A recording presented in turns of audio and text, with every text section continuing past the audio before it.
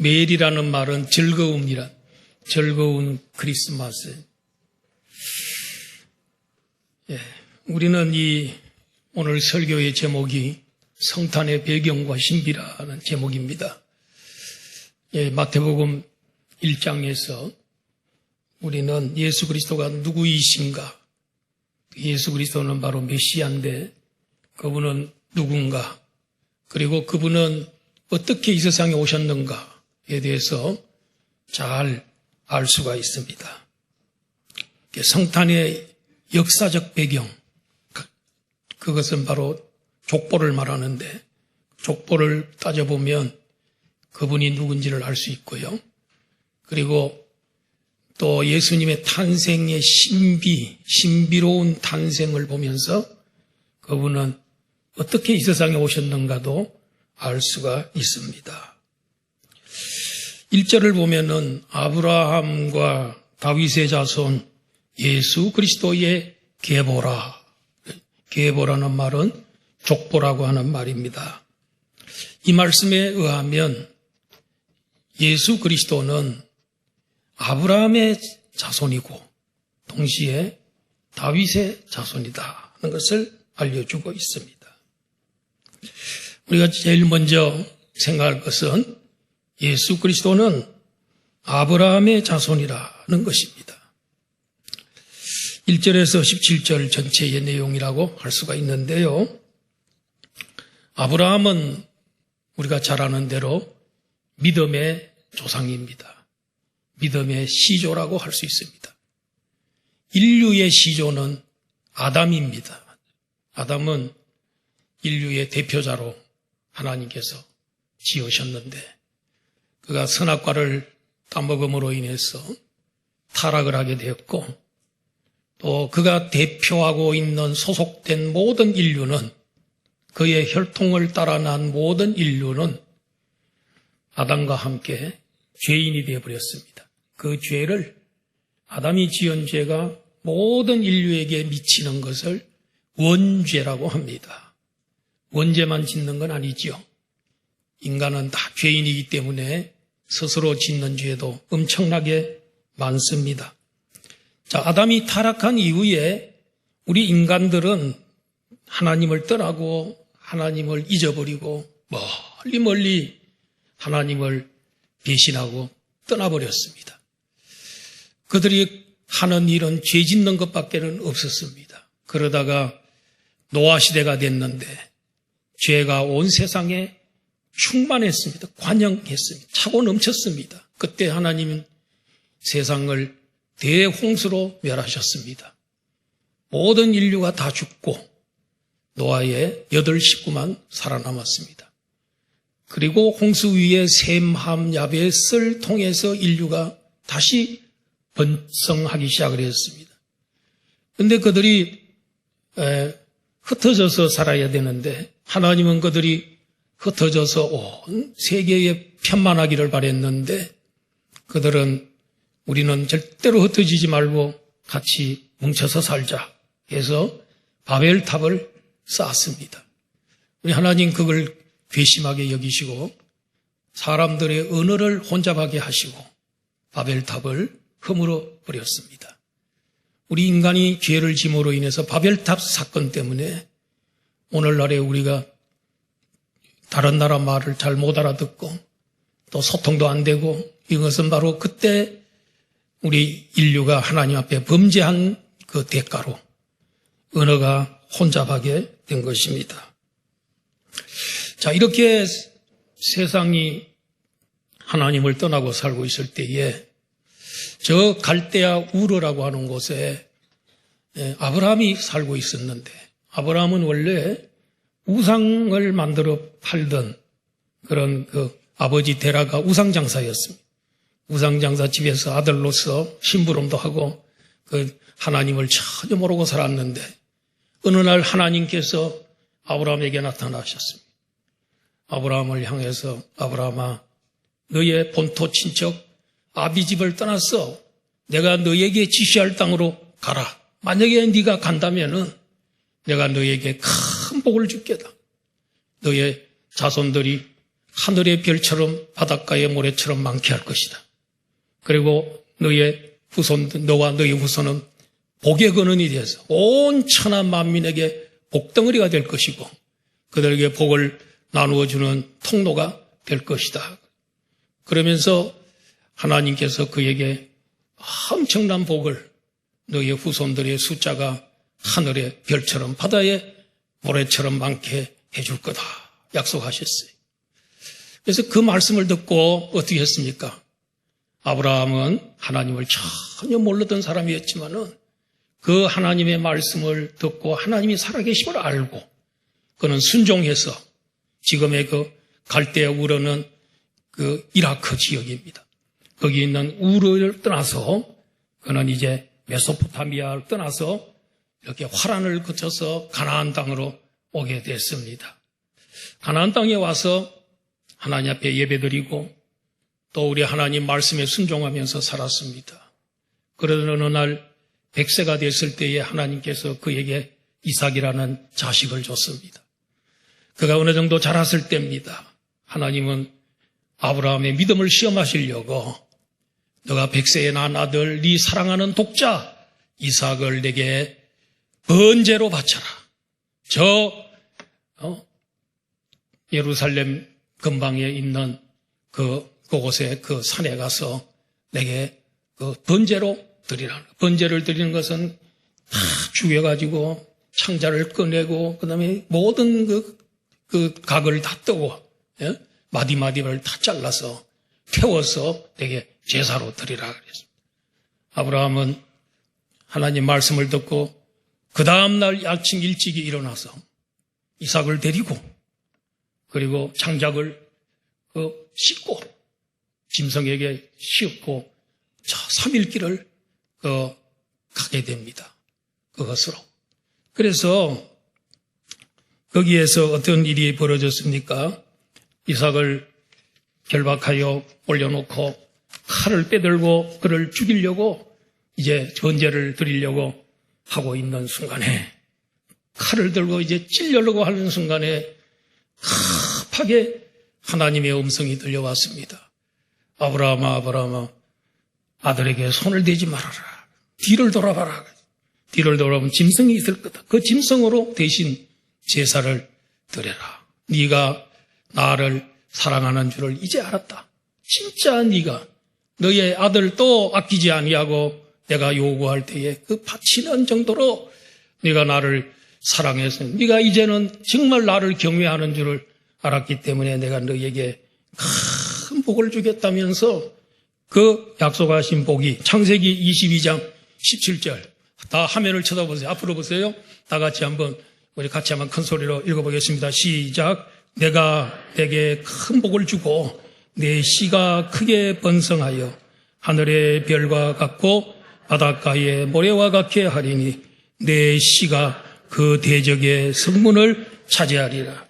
여기서 말하는 내 씨, 바로 내 자손, 그리고 너의 후손, 그 중에서도 씨, 이거는 1차적으로는 이삭을 얘기하겠지만은 그러나 먼 미래에 태어나실 예수 그리스도, 메시아를 지칭하는 겁니다.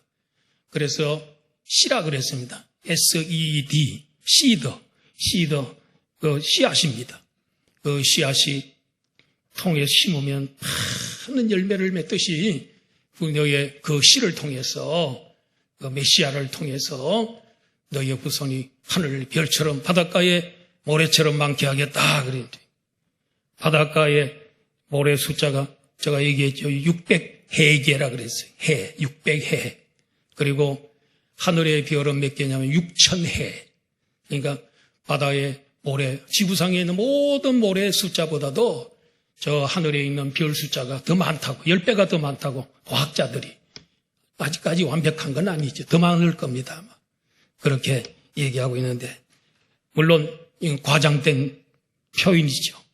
숫자 가운데는 과장된 이런 표현 가운데 문학 표현 가운데 좀 과장된 건 있겠지만은 어떻든 이게 많은 자녀들이 후손들이 생겨나게 되고 구원을 받게 될 것이다 하는 그런 말씀을 예수님이 그런 말씀을 하나님이 아브라함에게 해주셨는데, 자, 창세기 22장 18절 한번 다시 봅니다.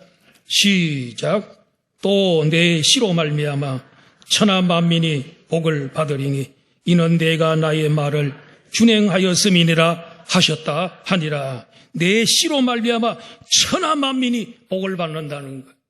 여러분, 지금 이스라엘 백성들, 지금 저기 살고 있는 그 백성들이 천하 만민에게 복이 되고 있습니까? 안 되죠. 그런데 천하 만민에게 복이 되는 건 오직 메시아로 오신 예수 그리스도를 통해서 이렇게 우리나라에도 1200만 명이나 예수 그리스도를 통해서, 그리고 이미 돌아가신 분들도 많고요. 얼마나 많습니까, 여러분? 그렇게 많은 사람들이 예수 그리스도를 통해서 그 복을 받게 될 것임을 얘기하고 있습니다. 이 아브라함이 최초의 믿음의 조상입니다. 하나님 말씀에 순종했습니다.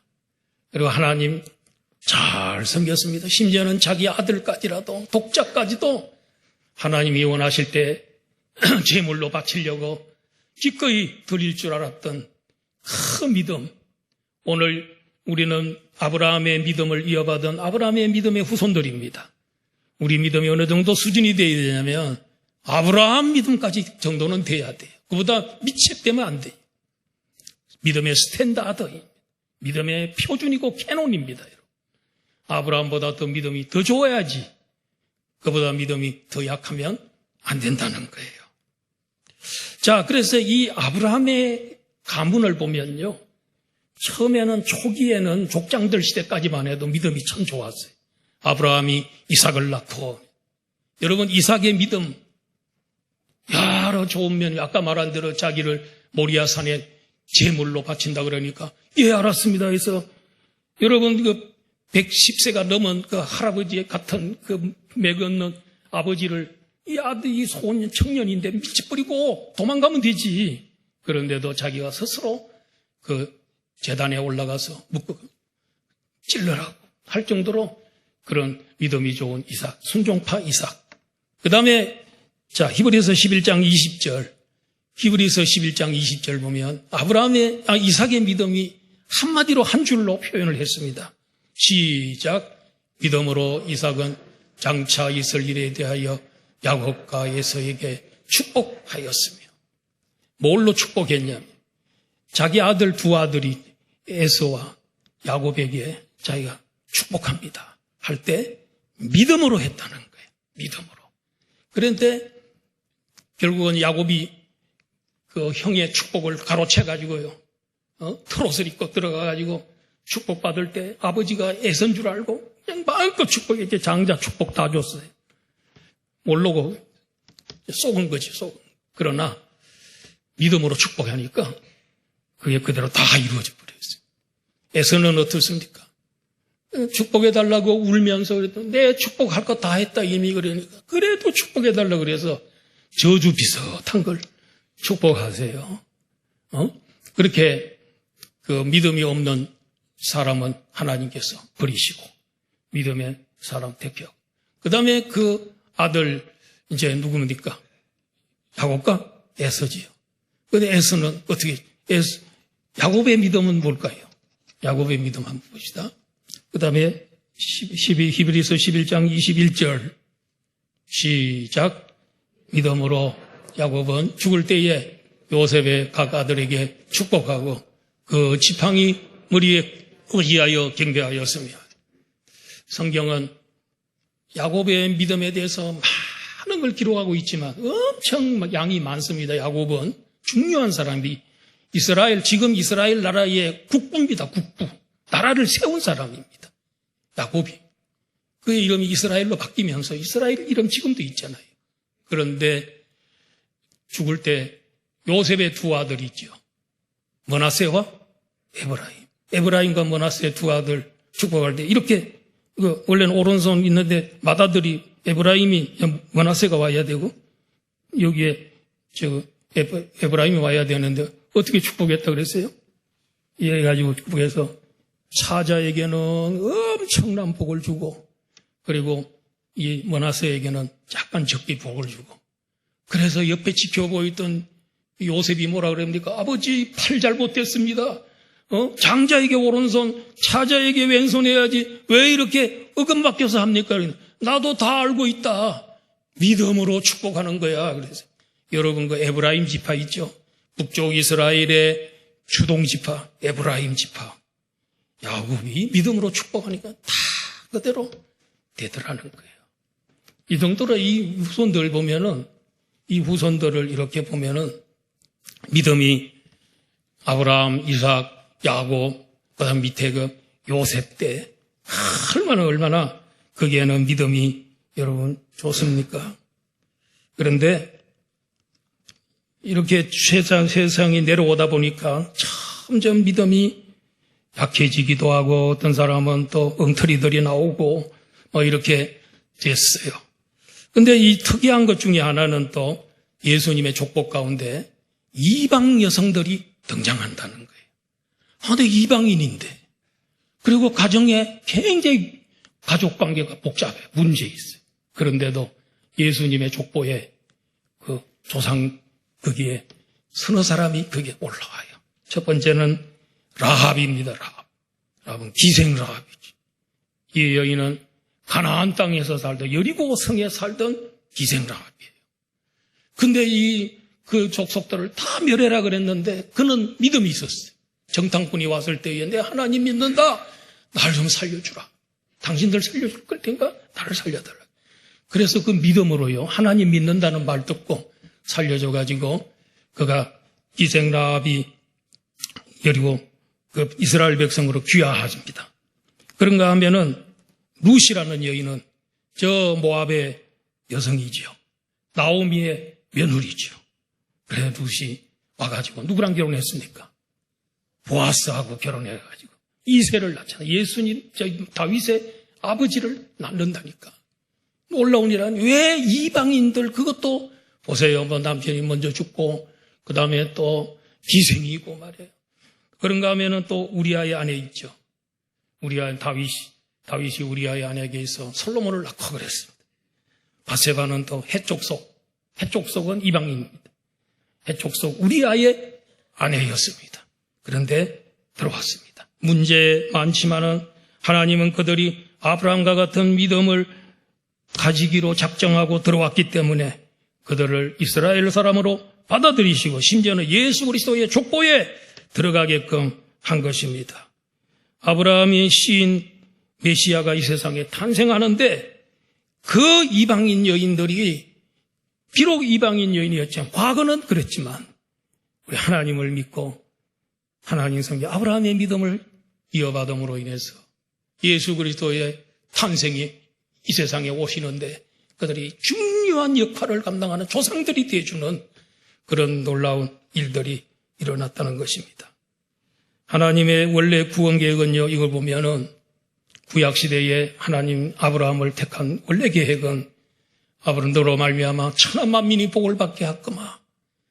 하나님은 구약시대도 이 세상의 모든 인류를 사랑하시고 이스라엘을 통해서 그들이 돌아오기를 원했던 그런 계획이 이스라엘의 믿음이 약함으로 인해서 실패해버리고 맙니다. 구약 이스라엘은 아브라함의 후손들인데 실패했습니다. 그래서 이 실패한 이들을 위해서 누가 필요했냐면 메시아가 필요했다. 그래서 아브라함에게 하나님이 약속한 대로 너 후에 너 씨로 말미암아 천하 만민이 복을 받게 된다는 그 약속을 성취하기 위해서, 그 약속을 지키시기 위해서 오늘 메시아가 바로 이 아브라함의 자손으로 후손에서 온 줄로 믿습니다. 우리 하나님은 아브라함하고 예수님 탄생하고는 2000년 간격이 있습니다. 기억하시고 약속을 꼭 기억하고 있다가 2000년 후에 그의 예수 그리스도를 이 세상에 보내주신 줄로 믿습니다. 이걸 보면은 예수님 누군가요? 하나님이 믿음의 조상 아브라함에게 약속하신 후손, 즉 씨입니다. 씨. 하나님이 그 씨를 통해 천하 만민이 복을 받게 하시겠다는 것입니다. 그러면 예수님은 왜 오셨나? 예수님은 어떤 분인가? 예수님은 구약 이스라엘은 실패했기 때문에 믿음에서 실패했어요. 아브라함의 믿음을 계속 이어받지를 못했어요. 그래서 새 이스라엘을 세우려고 예수님이 이 땅에 오신 겁니다. 그 새 이스라엘의 백성은 누가 되느냐?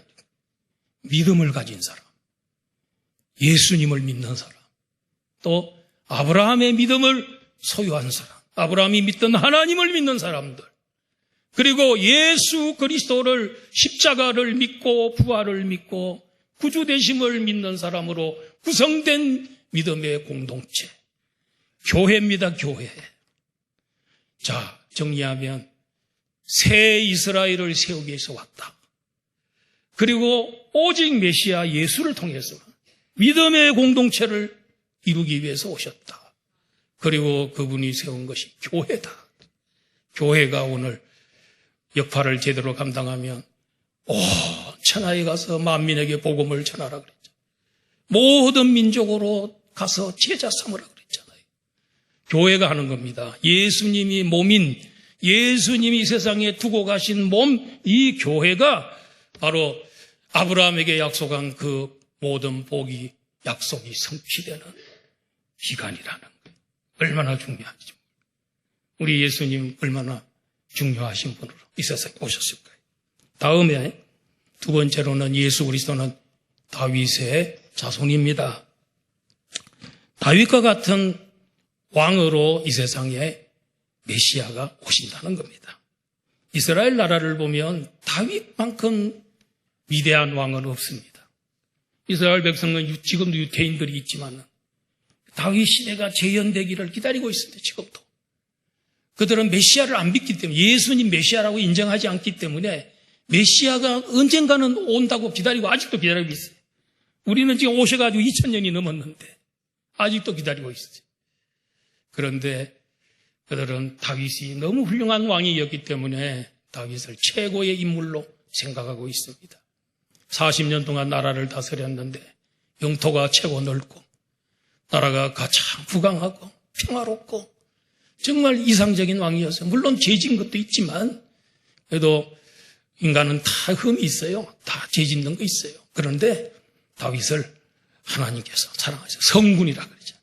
거룩한 임금 다윗이라 그런다. 다윗이 왕의 모델입니다. 그래서 다윗의 자손으로 온다는 얘기는 뭐냐면 다윗과 같이 큰 훌륭한 왕으로 후손 가운데서 그의 혈통을 타고 온다는 거예요. 오는데 그가 만왕의 왕이 되었어요. 그리고 영원히 나라를 다스리는, 세세토록 나라를 다스리는 그런 왕으로 온다는 겁니다. 그 약속을 어디서 했습니까? 다윗이 성전을 드리려고 그랬더니 하나님이 너를 통해서는 성전 못 짓는다. 너는 군인으로서 피를 너무 많이 흘렸기 때문에 이미지가 나빠서 안 된다. 너의 아들 솔로몬 평화의 왕을 통해서 하겠다 그랬습니다. 그런데 하나님은 다윗의 그 마음이, 나는 백향목궁에 궁궐에 사는데 하나님의 집 성막을 보니까 텐트 속에 사는데 텐트가 펄럭 비가 오면 새고, 그래서 내가 백향목궁을 나보다도 더 멋있는 집을 하나님 앞에 지어드려야 되겠다 이렇게 생각해가지고 하나님 앞에 짓겠습니다 그랬더니 나단 선지자를 통해서 그랬더니 하나님 뭐라고 하십니까? 너는 안 되고 너의 아들이 짓는다. 평화의 왕 샬롬이 짓는다 그랬어요. 그래가지고 다윗이 어떻게 됐습니까? 그런데 하나님 그에게 복을 주셨어요. 그 소원, 하나님을 위해서 뭔가를 좀 드리고 싶은 그 마음을 하나님 받으시고, 여러분들도 마음속에요, 하나님 우리 마음을 보시는 하나님이세요. 하나님 위해서 어떻게 하면 좀 드리고 하나님 위해서 어떻게 하면 좀 헌신하고 살까 하는 그런 마음을, 청지기 임명을 앞두고 있는데 여러분 그 교회를 위해서 어떻게 좀 봉사자, 나에게 무슨 임무가 주어지더라도 나는 죽도록 충성하겠다 그런 생각하시면요, 우리 하나님 얼마나 귀하게 여길까, 엄청난 복을 줄 줄로 믿습니다. 사무엘하 7장 12절 13절입니다. 시작. 내 수완이 차서 내 조상들과 함께 누울 때에 내가 내 몸에서 날 내 씨를 내 뒤에 세워 그의 나라를 견고하게 하리라. 그는 내 이름을 위하여, 그 다음 23절 시작. 그는 내 이름을 위하여 집을 건축할 것이요 나는 그의 나라를 위하여 견고하게 하리라. 16절 시작. 내 집과 내 나라가 내 앞에서 영원히 보존되고 내 영원히 견고하리라 하셨다 알아. 하나님이 나단 선지자를 통해서 다윗에게 그 아름다운 소원을 마음을 이쁘게 보시고 복을 주시는데 뭐라 그랬습니까? 내 집과 내 나라가 내 앞에서 영원히 보존되고 너는 나를 위해서 집을 건축을 하려고 그랬지만은 나는 너의 집을 줘주겠다. 그게 뭡니까? 너의 왕통, 그 왕가를 영원히 세워주겠다. 내 후손에 일어날 왕이 있는데, 내 시드가 있는데 그 왕이 영원한 나라의 왕이 될 것이다. 예수님 그 약속 따라 천년 후에 이 세상에 오셔가지고 십자가에 죽어주시고 부활하시고 성천하셨어요.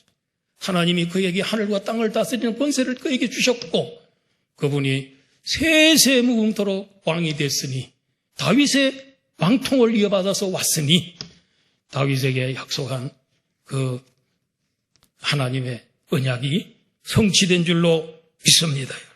그래서 이 마태복음은요, 예수님을 왕으로 표시하세요. 동물로 말하면 라이온입니다.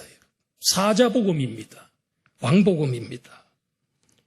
비록 그가 베들레헴 말구유에서 탄생했지만은, 그리고 갓난 아이로 태어났습니다. 그렇지만은 그가 왕이기 때문에 그게 하나님이시고 그분은 말씀이신 분이 이 땅에 오셨기 때문에 동방 박사들이 그 박사들이지만은 그 앞에 찾아가가지고 무릎을 팍 꿇고 황금과 유황과 몰약을 예물로 어린 아기 예수 왕에게 드리고 경배하고 그들은 고국으로 돌아갔다 그랬습니다.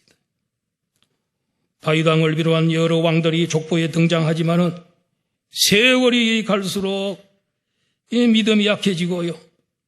가끔 이제 괜찮은 왕들이 좀 나오죠. 여호사밧, 우시야, 히스기야, 요시야 이런 왕들은 비교적 괜찮은데 나머지는 북쪽 이스라엘하고 비슷하게 그렇게 제대로 감당을 못한 믿음 없는 그런 왕들이었습니다.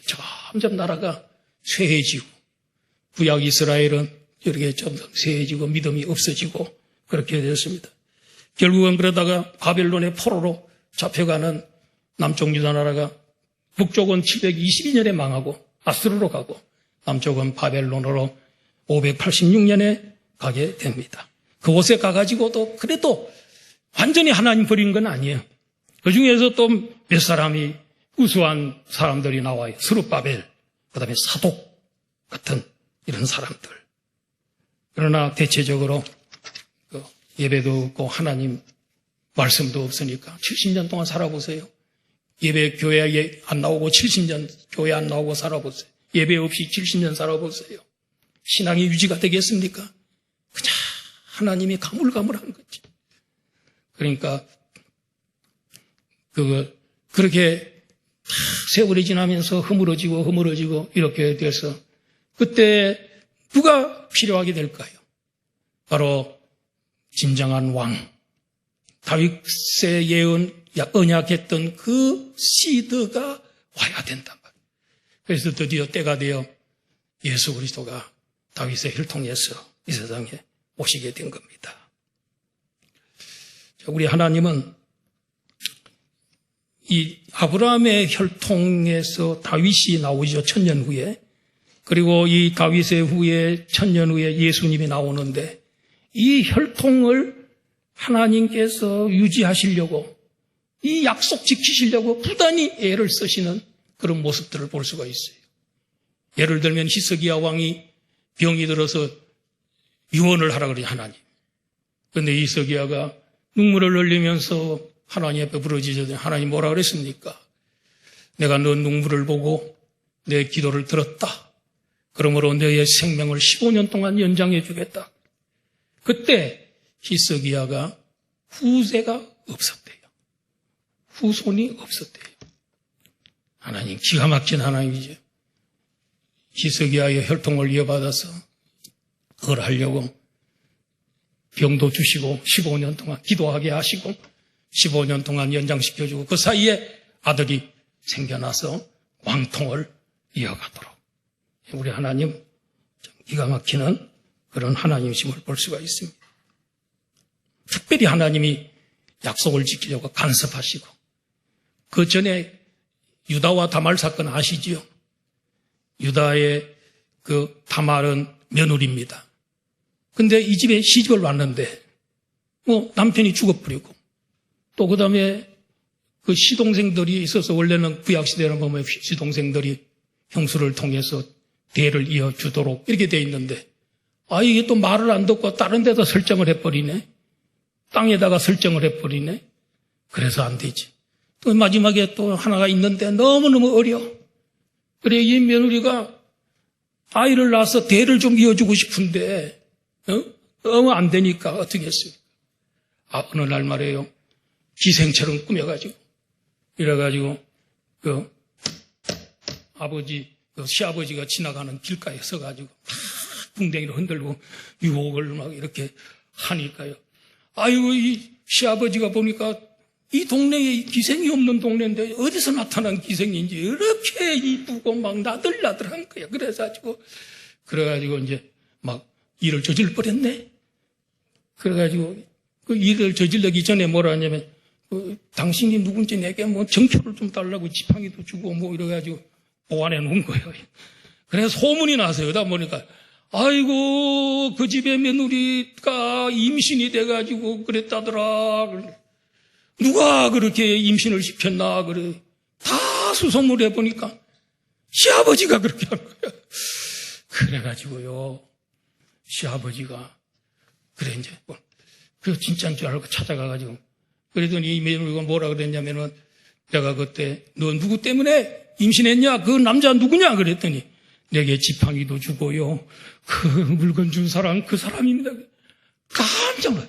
유다가 막 자기가 그렇게 한 거야. 그래가지고 어떻게 했습니까? 유다가 그 며느리를 통해서 자식을 둘을 낳았습니다, 여러분.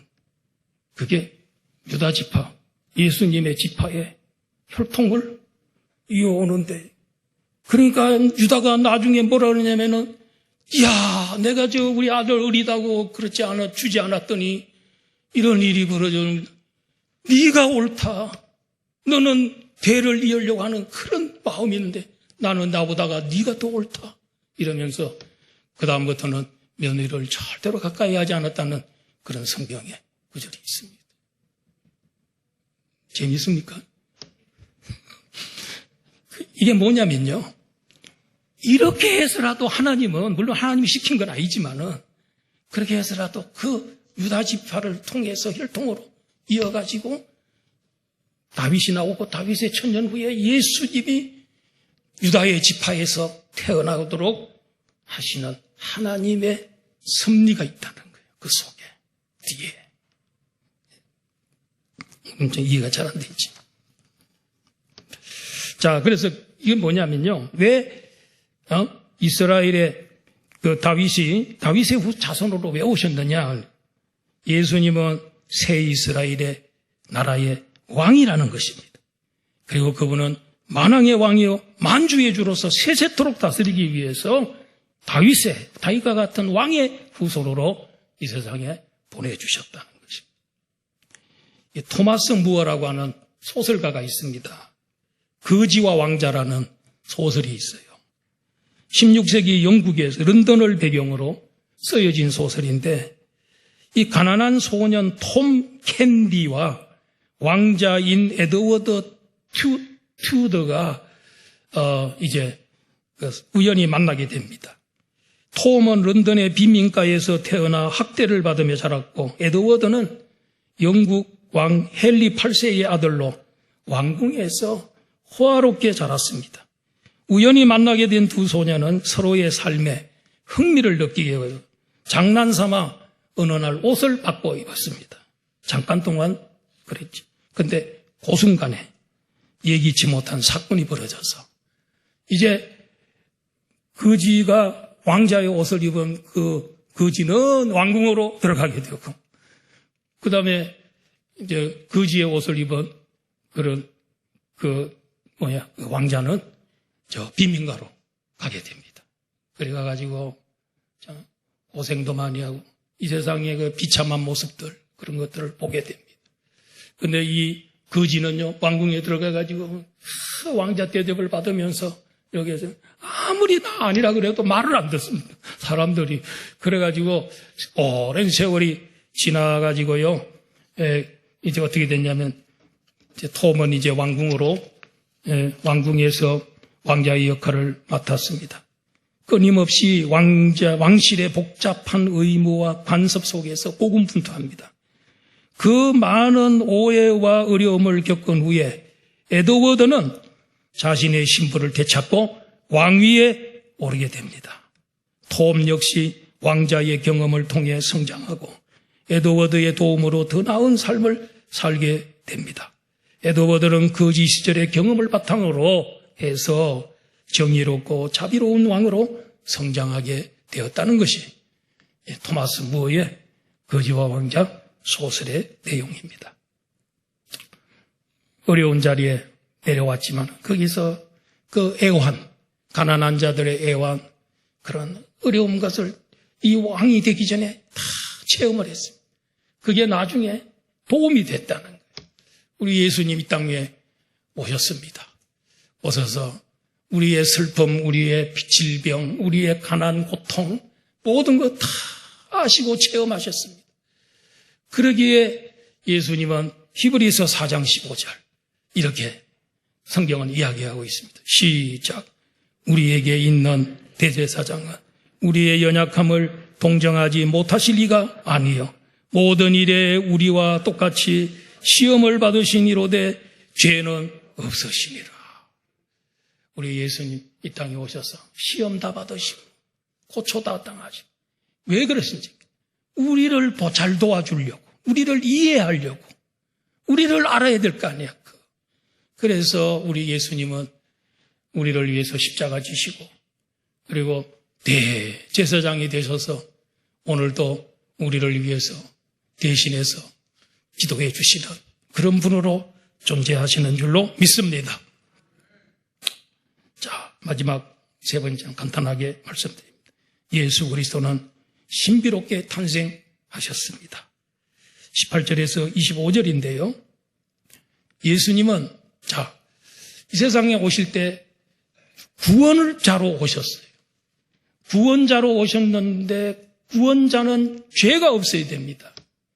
죄가 있이 오면은 죄 구원을 받아야 될 사람이지 남을 구원시킬 수 없습니다. 그래서 예수님이 이 세상에 인간으로 오셔야 십자가를 지시고 대신 죽어주는데 인간이 되긴 되는데 죄 없는 인간이 돼야 돼요. 원죄가 없는 인간이 돼야 돼요.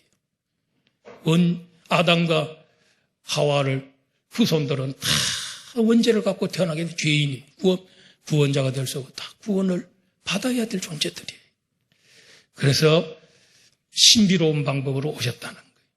성령님이 동정녀 마리아의 몸을 빌려서 성령의 역사로 임신하게 된 겁니다. 이스라엘 나라의 법이 뭐냐면 약혼을 해놓으면 한 1년 기간인 결혼까지 1년 기간인데 약혼을 해놓으면 입이 부부 관계로 인정해 줍니다. 호적상으로는 부부입니다. 약혼이 굉장히 센 겁니다, 여러분. 그런데 하나 법이 있어요. 결혼식을 할 때까지는 절대로 동거하면 안 돼. 근데 요셉은요, 마리아와 약혼을 해놔, 정혼을 했어. 근데 어느 날 보니까 자기가 동거하기도 않았는데 배가 불러오는 거예요. 그래서 어떻게 좀 여러 가지로 그때 당시에 이렇게 약혼녀가 관계도 갖지 않았는데 배가 불러오고 이렇게 되면은 두 가지로 해야 돼요. 하나는 돌로 쳐서 죽이거나 하나는 이혼하거나 파혼이라 그러나요? 파약하거나 그렇게 해야 됩니다. 그래야 되는데 요셉은 의로운 사람, 착한 사람이기 때문에 근데 이 여인을 돌로 칠 수는 없어. 이혼을 하려고 궁리 중에 있었어요, 어느 날. 근데 밤에 꿈에 하나님의 천사가 나타나가지고 뭐라 그럽니까? 다윗의 자손 요셉아. 중요하지요? 다윗의 자손이죠? 요셉이 법적으로 보면 예수님은 요셉의 아들. 실제적인 아이지만, 피를 이어받은 건 아니지만은 법적으로, 호적상으로는 호적이 누구 이름 돼? 아버지 요셉의 이름으로 아들로 호적이 올라간단 말이에요. 그래서 법적으로는 다윗의 자손이 돼버리는 겁니다. 다윗의 자손 요셉아, 내 아내 마리아 데려오기를 무서워하지 말라. 그에게 잉태장은 성령으로 된 것이라. 아들을 낳으리니 이름을 예수라 하라. 이는 그가 자기 백성을 그들의 죄에서 구원할 자다. 예수라는 이름의 뜻은 그들의 죄에서 그들을 구원할 자다. 구원자라는 뜻입니다. 예수님이 마리아의 몸을 통해서 이렇게 오는 것은 위험한 일이죠. 잘못했으면 돌에 맞아 죽을, 어머니도 죽고 태아도 죽고 그럴 수도 있었고, 어머니가 이혼당해가지고 그냥 이렇게 참 다른 사람한테 비난받으면서 이렇게 살 수도 있었을지도 모릅니다. 그런데 그것을 감수하고 예수님은 이 땅에 오셨습니다. 육신을 가지고 온 것은 육신이 있어야 십자가에서 죽어주기 때문에, 육신을 안 갖고 오면은 영적으로만 죽으면 안 돼. 영육이 같이 타락을 했기 때문에 영육으로 죽어줘야 된다. 그래서 육신을 가지고 오는데, 죄 없는 육신이 되려면 성령으로 잉태가 되어야 된다는 거죠. 예수 그리스도는 구원자이며 자기 백성을 그들의 죄에서 구원할 자이십니다. 그런데 성경은 말하기를 마태라는 저자는 바로 이 예수, 이 아기가 누구냐? 구약시대 이사야 7장 14절에서 여린 처녀의 몸에서 태어날 자이고 이름을 임마누엘이라는 거예요. 처녀의 몸에서 태어날 거라고 하면 700년 전에 예언을 다 해놨는데, 그 예언 그대로 마리아에게서 태어나시고, 그리고 그의 이름이 임마누엘이죠. 예수님의 이름이 임마누엘은 아니죠. 그러나 예수님의 사역 자체가 임마누엘 사역이죠. 하나님이 인간 죄인들과 함께 하는 사역. 그래서 하늘 영광 보좌 다 버리고 죄인이, 하나님이 죄인인 것처럼 오셔가지고 우리와 같이 텐트를 같이 치고 같이 생활하고. 마태복음 28장 20절 말씀 봅시다. 시작. 내가 너희에게 분부한 모든 것을 가르쳐 지키게 하라. 볼지어다 내가 세상 끝날까지 너희와 항상 함께 있으리라 하시니라. 예수님이 마지막으로 승천하기 전에 내가 세상 끝날까지 너희와 항상 함께 하겠다. 이게 임마누엘이에요. 임마누엘의 복을 약속한다.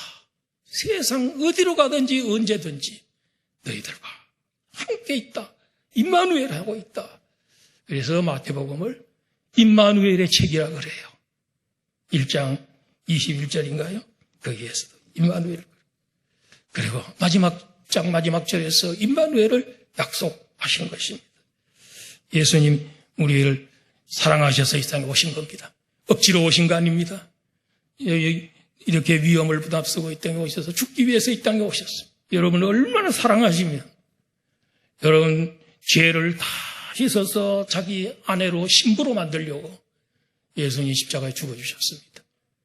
그리고 그 예수님은 여러분 마지막 날에 어린 양의 혼인잔치에 여러분들을 다 세마포 옷으로 깨끗한 옷을 입혀서 혼인잔치에 여러분 초대합니다. 우리 모두 다 혼인잔치에 참여할 날이 올 줄로 믿습니다.